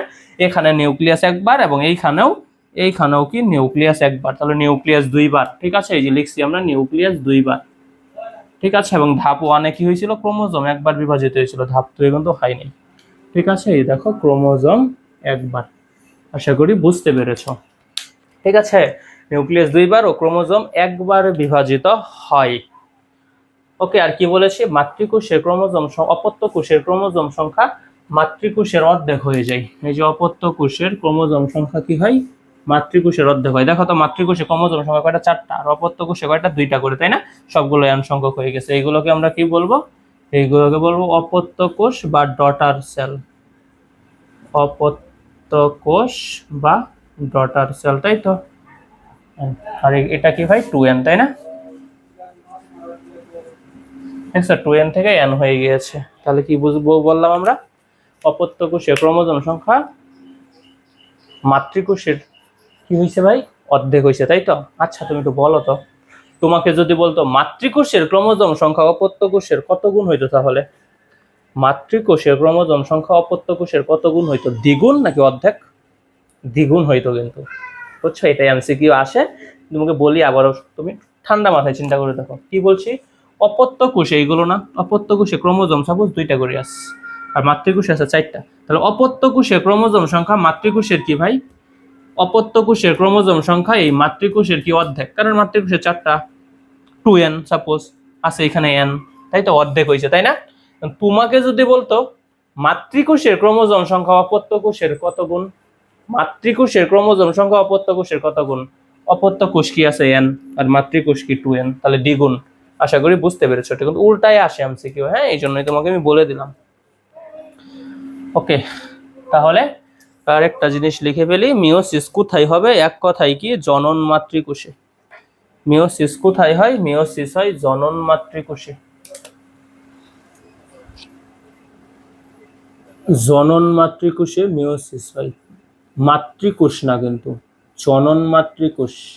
আবার মাতৃজনন কোষ না, জনন মাতৃকোষ। মনে রাখবা কিন্তু, হ্যাঁ, এমসিকিউ অপশনে আসে যে জনন কোষে হয় না, মিওসিস জনন কোষে হয়, হয় না। মাতৃজনন কোষে হয় না, হয় কোথায়? জনন মাতৃকোষে। জনন মাতৃকোষে মিওসিস হয়, মাতৃকোষে মিওসিস হয়। ঠিক আছে, জনন কোষ কি ভাই? শুক্রাণু ডিম্বাণু না? ঠিক আছে, এই শুক্রাণু ডিম্বাণু কি হয়? মিওসিস প্রক্রিয়ায় হয়। মিওসিসের মাধ্যমে শুক্রাণু ডিম্বাণু তৈরি হয়, কিন্তু এই শুক্রাণু ডিম্বাণু বৃদ্ধি করে কে? বিভক্ত, অনেকগুলো বিভাজন করে কে? মাইটোসিস। পড়ে আসছিলাম কিন্তু, জনন কোষের সংখ্যা বৃদ্ধি করে মাইটোসিস, আর জনন কোষ তৈরি করে মিওসিস। মনে রাখবা ভাই, অনুরোধ, এটাই এমসিকিউ আসে বেশি, এবং তোমরা এখানে প্যাচটা লাগাই ফেলো। কি বলছি? জনন কোষ কি? শুক্রাণু ডিম্বাণু, এগুলো তৈরি হয় কোন প্রক্রিয়ায়? মিওসিস প্রক্রিয়ায়, কিন্তু এগুলোর সংখ্যা বৃদ্ধি করে কে? মাইটোসিস। ঠিক আছে, জনন মাতৃকোষে মিওসিস হয়, মিওসিসের মাধ্যমে জনন কোষ তৈরি হয়। ঠিক আছে, মিওসিসের মাধ্যমে জনন কোষ তৈরি হয়, মিওসিসের মাধ্যমে জনন কোষ তৈরি হয়, মিওসিসের মাধ্যমে জনন কোষ, জনন কোষ তৈরি হয়। ঠিক আছে ভাইজান, মিওসিসের মাধ্যমে কি বলছি? জনন কোষ। এই জনন কোষ কি ভাই? শুক্রাণু আর ডিম্বাণু, শুক্রাণু ডিম্বাণু। ঠিক আছে, এই ছিল মিওসিস, কোষ বিভাজন। ঠিক আছে, আমরা এবার কোষ বিভাজন প্রক্রিয়াতে চলে যাব। ঠিক আছে, কিছু কোষ উদ্দীপনায় বিভাজিত হবে, কিছু কোষ হবে না। আচ্ছা দেখো, আমি একটু বলে দিই, মিওসিসে কি করলাম, যে কোষ বিভাজন প্রক্রিয়ায় একটি মাতৃকোষ থেকে 4টা অপত্য কোষের তৈরি সৃষ্টি হয়, এবং অপত্য কোষের ক্রোমোজোম সংখ্যা মাতৃকোষের অর্ধেক হয়ে যায়, তাকে মিওসিস কোষ বিভাজন বলা হয়। একটি থেকে 4টি কোষ হয়, 2টা ধাপে সম্পূর্ণ হয়, একে হ্রাসমূলক কোষ বিভাজন বলা হয়, কারণ অপত্য কোষের ক্রোমোজোম সংখ্যা মাতৃকোষের অর্ধেক হয়, কিন্তু মাতৃকোষের ক্রোমোজোম সংখ্যা অপত্য কোষের দ্বিগুণ হয়, তাই তো? এটা নিউক্লিয়াস 2 বার, ক্রোমোজোম 1 বার বিভাজিত হয়। এটা কোথায় হয়? জনন মাতৃকোষে হয়। ঠিক আছে, জনন কোষ তৈরি হয় মূলত শুক্রাণু ডিম্বাণু এই মিওসিসের মাধ্যমে। ঠিক আছে, আর জনন কোষের সংখ্যা বৃদ্ধি করে কিন্তু মাইটোসিস। দেখো, কোষ বিভাজন প্রক্রিয়াতে চলে যাব আমরা এবার।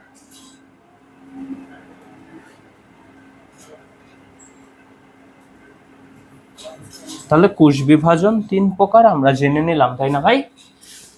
ওকে, আমরা এবার কোষ বিভাজন প্রক্রিয়াতে চলে যাব। ভাই, সব কোষই কি বিভাজিত হয়? বিভাজিত হয় না, সকল কোষ বিভাজিত হয় না। আমাদের স্নায়ু কোষ বিভাজিত হয় না, আমাদের লোহিত রক্তকণিকা বিভাজিত হয় না, লাল রক্তকণিকাটা যেটা, হ্যাঁ, পরিণত লোহিত রক্তকণিকা বিভাজিত হয় না। উদ্ভিদের স্থায়ী কোষগুলো বিভাজিত হয় না। ঠিক আছে, পেশি কোষ বিভাজিত হয় না। বুঝতে পেরেছ? ওকে, দেখো, কোষ বিভাজন প্রক্রিয়া নিয়ে আমরা একটু কথা বলি। কোষ বিভাজন প্রক্রিয়া, কোষ বিভাজন প্রক্রিয়া। ঠিক আছে ভাই, বুঝিও কোষ বিভাজন প্রক্রিয়া। এটা মূলত দুই প্রকার, কিছু কোষ উদ্দীপনায় বিভাজিত হবে, কিছু কোষ উদ্দীপনায় বিভাজিত হবে না। ঠিক আছে, কিছু কোষ উদ্দীপনায় বিভাজিত হয় আর কিছু কোষ কখনোই বিভাজিত হবে না। কিছু কোষ উদ্দীপনায় বিভাজিত হয়, কিছু কোষ উদ্দীপনায় বিভাজিত হয় আর কিছু কোষ উদ্দীপনায় বিভাজিত হয় না। বুঝছো, উদ্দীপনায় বিভাজিত হয় দুই ভাবে, উদ্দীপনা একটা হচ্ছে বাহ্যিক উদ্দীপনা আর একটা হচ্ছে অভ্যন্তরীণ উদ্দীপনা।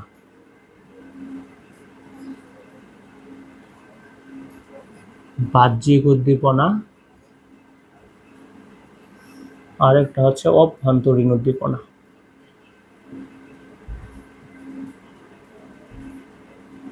এই অভ্যন্তরীণ উদ্দীপনাতে সিডিকে যৌগ কাজ করে। এই বাহ্যিক উদ্দীপনা আবার দুই প্রকার। ঠিক আছে, একটা হচ্ছে হরমোন আর একটা হচ্ছে গ্রোথ ফ্যাক্টর। এই বাহ্যিক উদ্দীপনা দুই প্রকার, একটা হচ্ছে গ্রোথ ফ্যাক্টর বৃদ্ধি ফ্যাক্টর আর একটা হচ্ছে কি হরমোন। ঠিক আছে, অভ্যন্তরীণ উদ্দীপনা কে দেবে? সিডিকে প্রোটিনটা, হ্যাঁ সিডিকে যৌগ মানে সাইক্লিন প্রোটিনটা।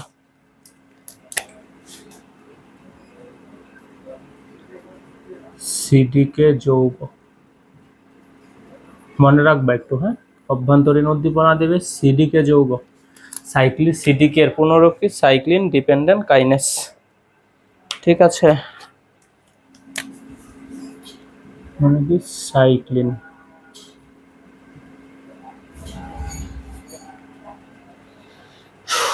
এটা কি এক প্রকার প্রোটিন। ঠিক আছে,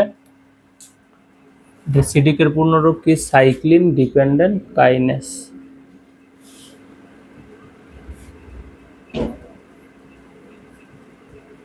ডিপেন্ডেন্ট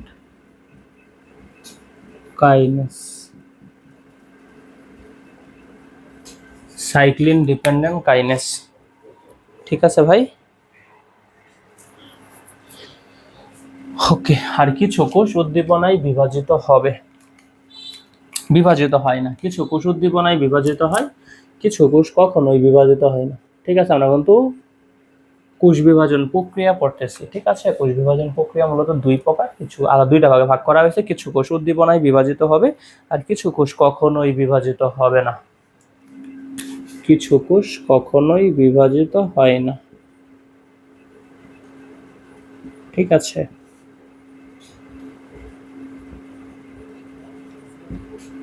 এগুলো এমসিকিউ আসবে যে নিচের কোন কোষ বিভাজিত হয় না।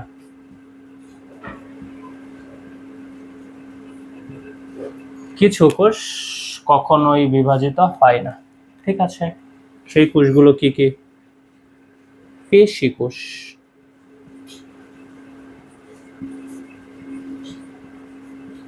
ঠিক আছে, স্নায়ু কোষ,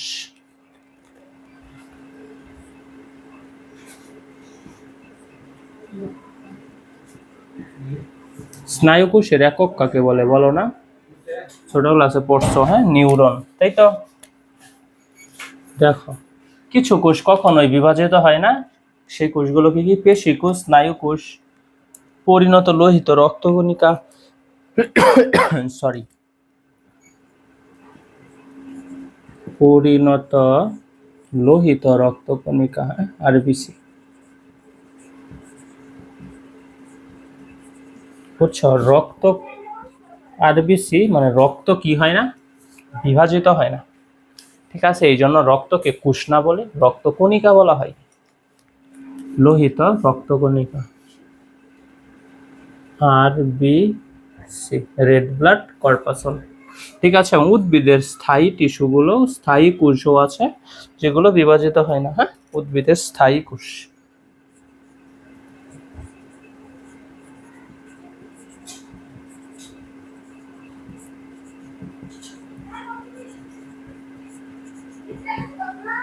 ঠিক আছে ভাই, এইগুলো হচ্ছে কি কিছু কোষ কখনোই বিভাজিত হয় না, মনে রাখবা। হ্যাঁ, পেশি কোষ, স্নায়ু কোষ, পরিণত লোহিত রক্তকণিকা, আরবিসি এবং কি উদ্ভিদের স্থায়ী কোষ। ঠিক আছে, আমরা এবার বাহ্যিক উদ্দীপনা নিয়ে একটু আলাদা আলোচনা করব। ঠিক আছে, ওই যে বাহ্যিক উদ্দীপনা কি পড়ছিলাম, গ্রোথ ফ্যাক্টর আর হরমোন, তাই তো? এটা আলাদা আলোচনা করবো, আসো।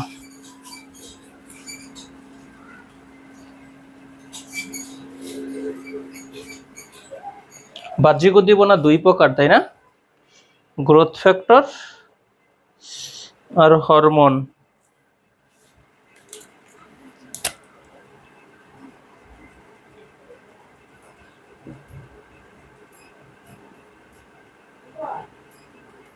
বাহ্যিক উদ্দীপনা,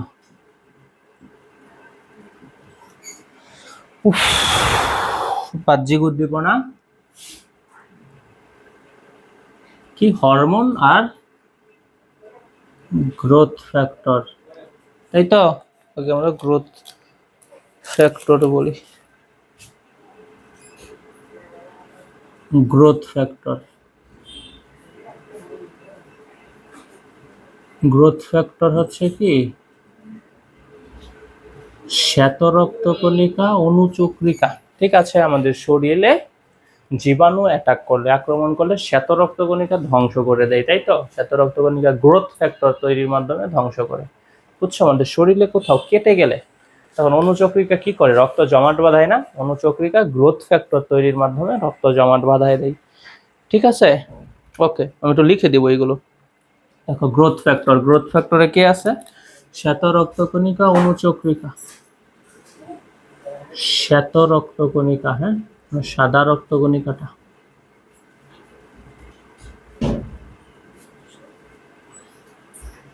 কণিকা, আরেকটা কি অনুচক্রিকা, প্লেটলেট।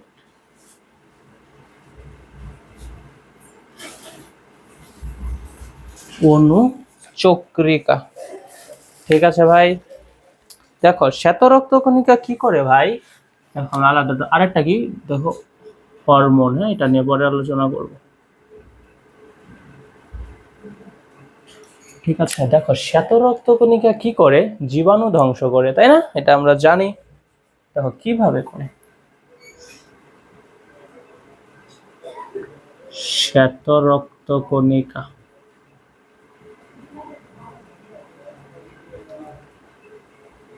শ্বেত রক্তকণিকার কাজ কি, জীবাণু ধ্বংস করা। ঠিক আছে, আর এটা অনুচক্রিকা, একটু বুঝিও। অনুচক্রিকা, অনুচক্রিকা কি করে ভাই, রক্ত জমাট বাঁধায়, তাই না? দেখো শ্বেত রক্তকণিকা জীবাণু ধ্বংস করে, একটু মনে রাখো কিভাবে করে আমি বলে দিব।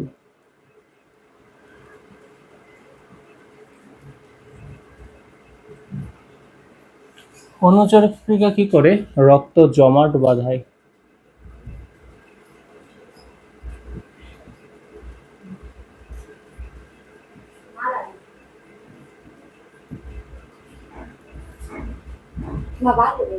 অনুচক্রিকা রক্ত জমাট বাঁধায়। শ্বেত রক্তকণিকা কি করে, জীবাণু ধ্বংস করে। খেয়াল করিও, হ্যাঁ, কোনো স্থানে জীবাণু যদি আক্রমণ করে সেই স্থানে একটা গ্রোথ ফ্যাক্টর তৈরি হবে, মানে একটা বৃদ্ধি ফ্যাক্টর তৈরি হবে। সেই গ্রোথ ফ্যাক্টর কি করবে, শ্বেত রক্তকণিকাকে বাহ্যিক উদ্দীপনা দেবে যে তুমি এখানে জীবাণু আসে, তুমি জীবাণুটাকে তাড়াতাড়ি ধ্বংস করো। আবারও বলি, কোনো স্থানে জীবাণু আক্রমণ করলে সেখানে গ্রোথ ফ্যাক্টর তৈরি হবে। গ্রোথ ফ্যাক্টর কাজ কি করবে, শ্বেত রক্তকণিকাকে বাহ্যিক উদ্দীপনা দিবে, শ্বেত রক্তকণিকাকে বাহ্যিক উদ্দীপনা দিয়ে বিভাজিত হতে সাহায্য করবে। বাহ্যিক উদ্দীপনা পেয়ে শ্বেত রক্তকণিকা বিভাজিত হবে এবং ওই জীবাণুটাকে খেয়ে ফেলবে। ঠিক আছে, কোন স্থানে জীবাণু আক্রমণ করলে গ্রোথ ফ্যাক্টর তৈরি হয়। কোন স্থানে জীবাণু আক্রমণ করলে জীবাণু আক্রমণ করলে গ্রোথ ফ্যাক্টর তৈরি হয়।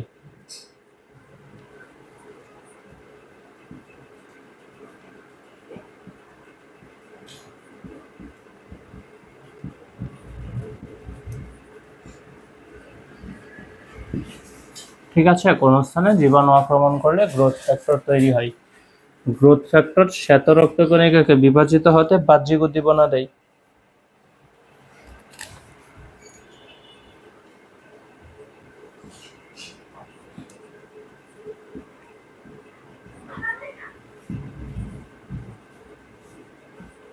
শ্বেত রক্তকণিকাকে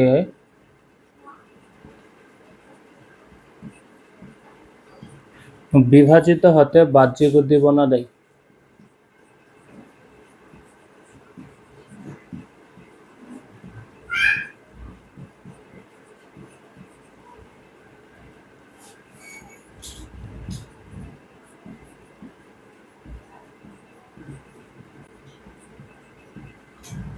পরে কি হয় ভাই, শ্বেত রক্তকণিকা বিভাজিত হয়, আর শ্বেত রক্তকণিকা বিভাজিত হয়ে কি করবে, জীবাণু ধ্বংস করবে।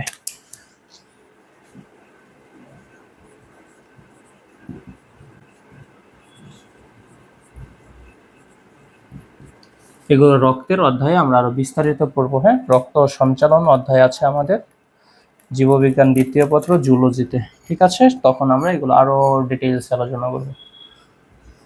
শ্বেত রক্তকণিকা বিভাজিত হয়,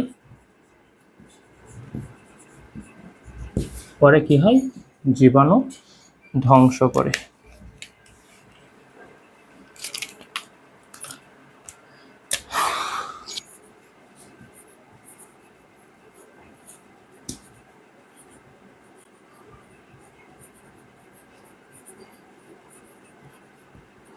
ঠিক আছে ভাই, দেখো কোন স্থানে জীবাণু আক্রমণ করলে সেখানে একটা গ্রোথ ফ্যাক্টর তৈরি হবে। গ্রোথ ফ্যাক্টর শ্বেত রক্তকণিকাকে বিভাজিত হতে বাহ্যিক উদ্দীপনা দেবে, সেই বাহ্যিক উদ্দীপনা পেয়ে শ্বেত রক্তকণিকা বিভাজিত হবে, পরে কি হবে, এভাবে জীবাণুটা ধ্বংস হবে। ঠিক আছে, অনুচক্রিকাও এমন কাজ করবে, কোন স্থানে কেটে গেলে সেখানে গ্রোথ ফ্যাক্টর তৈরি হবে। ঠিক আছে,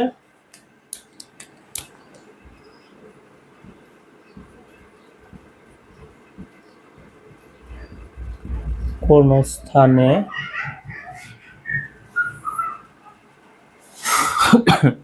কোন স্থানে কেটে গেলে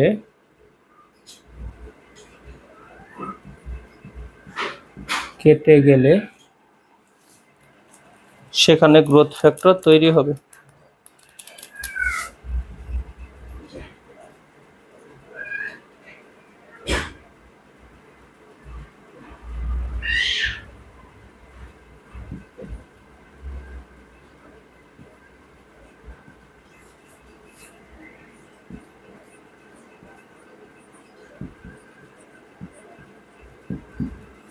কোন স্থানে কেটে গেলে গ্রোথ ফ্যাক্টর তৈরি হয়।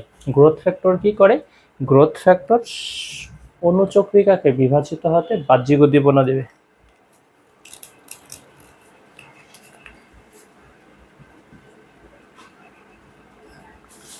গ্রোথ ফ্যাক্টর অনুচক্রিকাকে বিভাজিত হতে বাহ্যিক উদ্দীপনা দেয়।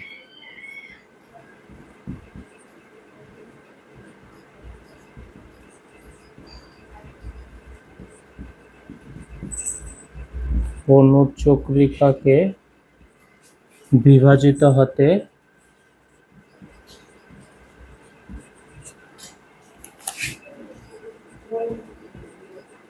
বাহ্যিক উদ্দীপনা দেয়। বাহ্যিক উদ্দীপনা দেয়। ঠিক আছে ভাই, এই বাহ্যিক উদ্দীপনা পেয়ে অনুচক্রিকা বিভাজিত হয়।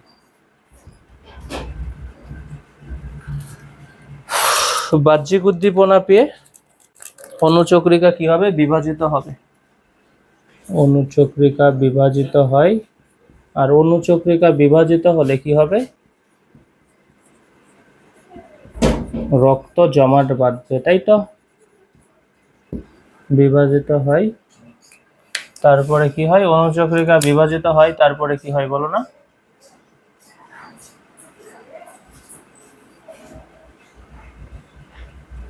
তারপর রক্ত জমাট বাঁধে, রক্ত জমাট বাঁধায়। ঠিক আছে, এভাবে কি হয়, বাহ্যিক উদ্দীপনার মাধ্যমে গ্রোথ ফ্যাক্টর তৈরি হয়, গ্রোথ ফ্যাক্টরের মাধ্যমে বাহ্যিক উদ্দীপনা হয়। শ্বেত রক্তকণিকা অনুচক্রিকা বিভাজিত হয়। ঠিক আছে ভাই, আমরা কিন্তু কি পড়তেছি, কোষ বিভাজন প্রক্রিয়া পড়তেছি, কিভাবে কোষ বিভাজন হচ্ছে, তাই তো। যেমন গ্রোথ ফ্যাক্টর, যে বাহ্যিক উদ্দীপনায় যে গ্রোথ ফ্যাক্টর আছে, গ্রোথ ফ্যাক্টর কি শ্বেত রক্তকণিকা অনুচক্রিকা এভাবে বিভাজিত হয়। ঠিক আছে, এই যে আমরা পড়লাম, শ্বেত রক্তকণিকা জীবাণু ধ্বংস করে কিভাবে, কোনো স্থানে জীবাণু আক্রমণ করলে সেখানে গ্রোথ ফ্যাক্টর তৈরি হয়। গ্রোথ ফ্যাক্টর শ্বেত রক্তকণিকাকে বিভাজিত হতে বাহ্যিক উদ্দীপনা দেয়, তারপর শ্বেত রক্তকণিকা বিভাজিত হয়, জীবাণু ধ্বংস করে। অনুচক্রিকা কি করে, কোন স্থানে কেটে গেলে গ্রোথ ফ্যাক্টর কি করবে, কোন স্থানে কেটে গেলে সেখানে গ্রোথ ফ্যাক্টর তৈরি হবে, সেই গ্রোথ ফ্যাক্টর অনুচক্রিকাকে বিভাজিত হতে বাহ্যিক উদ্দীপনা দিবে, বাহ্যিক উদ্দীপনা পেয়ে অনুচক্রিকা বিভাজিত হবে, পরে রক্ত জমাট বাঁধাবে। তাই তো, বাকি আছে আমাদের বাহ্যিক উদ্দীপনার হরমোন। ঠিক আছে, দেখো বাহ্যিক উদ্দীপনার হরমোনটা, এটা নিয়ে আমরা কথা বলি একটু। ঠিক আছে, হরমোন কি, অপরিণত লোহিত রক্তকণিকা।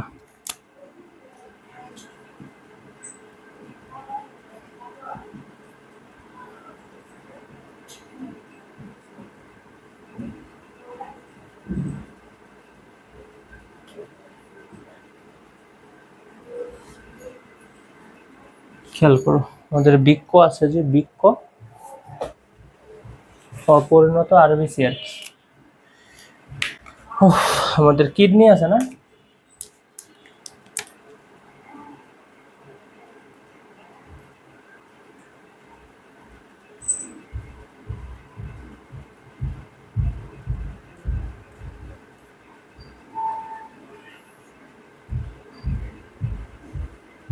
ঠিক আছে, এটা কি বৃক্ক বা কিডনি। ঠিক আছে, এই বৃক্ক থেকে এরিথ্রোপয়েটিন হরমোন আছে না, এই বৃক্ক থেকে এরিথ্রোপয়েটিন হরমোন আমাদের বন মেরুতে যাবে, বন মেরুতে গিয়ে লোহিত রক্তকণিকাকে বৃদ্ধি করবে। ঠিক আছে, এই যে হরমোন অপরিণত লোহিত রক্তকণিকা কি করবে, আমাদের বৃক্ক থেকে, কিডনি থেকে এরিথ্রোপয়েটিন হরমোনটা কোথায় যাবে, অস্থিমজ্জাতে যাবে। কারণ আমরা জানি আমাদের লোহিত রক্তকণিকা কোথায় তৈরি হয়, বন মেরুতে তৈরি হয়, নাকি অস্থিমজ্জায়, হাড়ের মজ্জাতে। দেখো যাতে যাবে কি, যাবে হচ্ছে এরিথ্রোপয়েটিন হরমোন, এরিথ্রোপয়েটিন,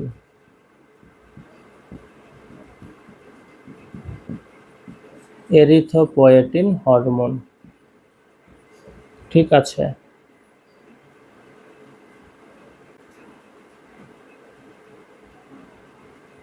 এই এরিথ্রোপয়েটিন হরমোন বুঝিও, হ্যাঁ, কোথায় যাবে, বন মেরুতে যাবে।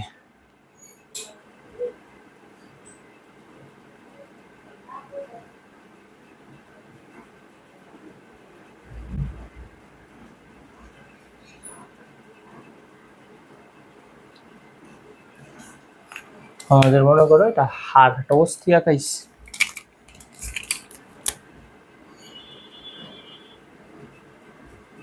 আমরা অস্থি হাড় খাওয়ার সময় ভেতরে একটা ক্যালসিয়াম পাই না, এটা অস্থির মজ্জা পাই না, এই যেটা। ঠিক আছে, ওই এই এরিথ্রোপয়েটিন হরমোনটা কোথায় যাবে, আমাদের অস্থি মজ্জায় যাবে।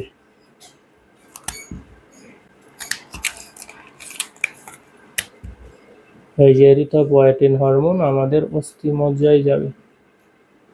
ঠিক আছে, এরিথ্রোপয়েটিন হরমোনটা কোথায় যাবে, আমাদের অস্থি মজ্জায় যাবে। এটা বন মেরু বা অস্থি মজ্জা, অস্থি মজ্জা।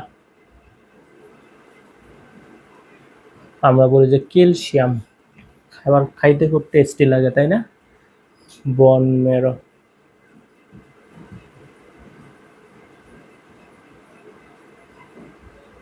এরিথ্রোপয়েটিন হরমোন কোথায় যাবে? আমাদের বৃক্ক নিঃসৃত এরিথ্রোপয়েটিন হরমোন আমাদের বন মেরুতে যাবে। বন মেরুতে গিয়ে কি করবে? লোহিত রক্তকণিকা বৃদ্ধি করবে। লোহিত রক্তকণিকাকে কি বলা হয়? এরিথ্রোসাইট বলা হয়, তাই না? গিয়ে কি করবে? লোহিত রক্তকণিকা বা এরিথ্রোসাইট বৃদ্ধি করে। লোহিত রক্তকণিকা আরবিসি, লোহিত রক্তকণিকা বা এরিথ্রোসাইট। লোহিত রক্তকণিকাকে এরিথ্রোসাইট বলা হয়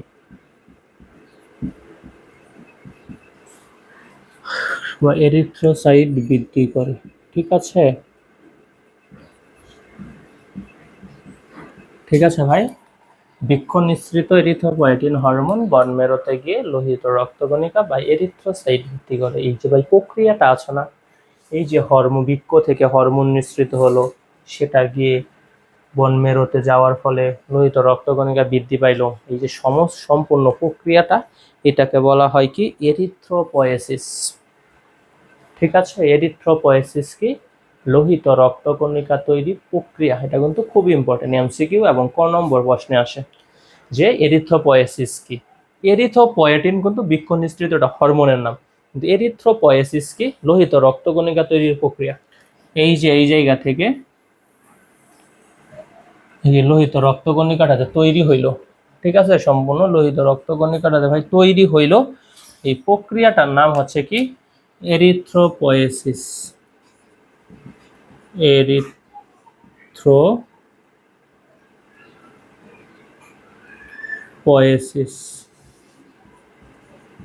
এরিথ্রোপয়েসিস কাকে বলে ভাই?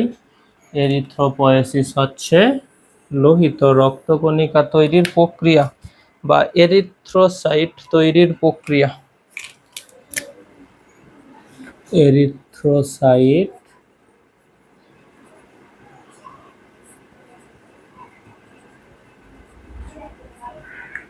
তৈরির প্রক্রিয়া।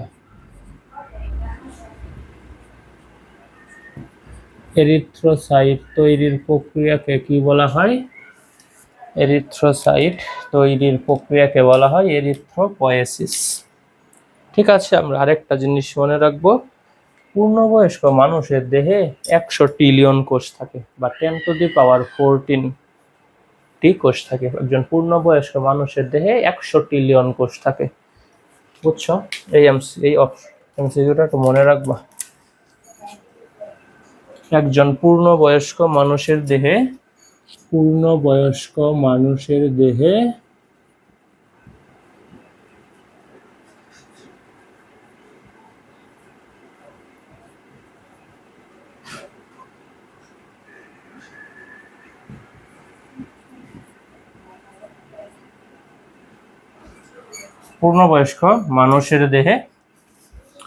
100 ট্রিলিয়ন